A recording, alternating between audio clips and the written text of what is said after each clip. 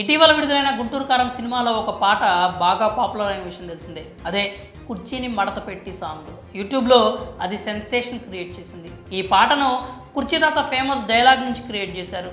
ఈ తాత యూట్యూబ్లో ఎంత ఫేమస్సో మనం ప్రత్యేకంగా చెప్పాల్సిన అవసరం లేదు. ఆ కుర్చీ మడతపెట్టి అనే ఒకే ఒక్క డైలాగ్తో సోషల్ మీడియా లోకం మాట్లాడుకునేలా చేశారు. ఇప్పటికీ ఈయన డైలాగ్ మీద మీమ్స్ వస్తూ ఉంటాయి. అలాంటి ఈయన డైలాగ్ని మహేష్ బాబు తన గుంటూరు కారం సినిమాలో పాటగా పెట్టుకోవడంతో ఆయన సంబరపడిపోయారు. ఆ తర్వాత ఓ ఇంటర్వ్యూలో మాట్లాడుతూ గుంటూరు కారం చిత్ర యూనిట్ తనను కలిశారని, త్రివిక్రమ్ శ్రీనివాస్ తనకు తర్వాత తీయబోయే సినిమాలో అవకాశం ఇస్తానని అన్నట్లుగా కుర్చీ తాత చెప్పుకొచ్చారు.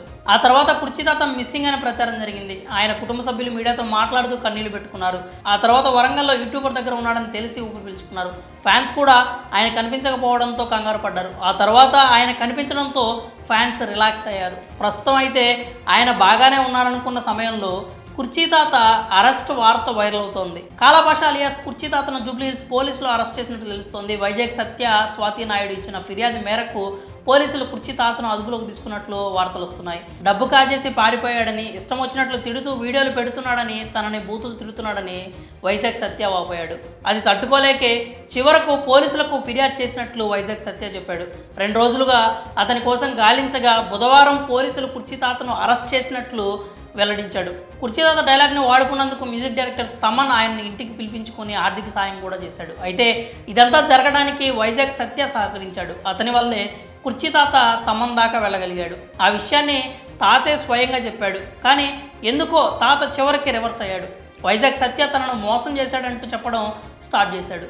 అతను కనిపిస్తే నరికేస్తా, చంపేస్తానంటూ కామెంట్స్ చేస్తున్నాడు. అయితే నిన్నటి వరకు బాగానే ఉన్న కుర్చీ తాత వైజాగ్ సత్య మధ్య గొడవ ఎందుకు వచ్చిందంటే, తమన్ని కల్పించినట్లుగానే మహేష్ బాబును కూడా కల్పించాలంటూ కుర్చీ తాత పట్టుబట్టాడట. అయితే అది సాధ్యం కాదంటూ వైజాగ్ సత్య తేల్చి చెప్పాడు.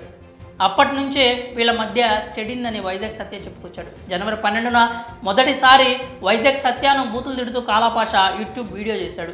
అప్పుడు పోలీసులకు ఫిర్యాదు చేయగా స్టేషన్కి వచ్చి ఆ ఛానల్ వాళ్ళు తిట్టమంటే తిట్టానంటూ చెప్పాడట. ఆ తర్వాత మళ్ళీ వైజాగ్ సత్యాన్ని తిడుతూ వీడియోలు చేస్తుండడంతో పోలీసులను ఆశ్రయించినట్లు వాపోయాడు. ఛానల్స్ వాళ్ళు మందు పోయించి తిట్టిస్తున్నారంటూ చెప్పాడట.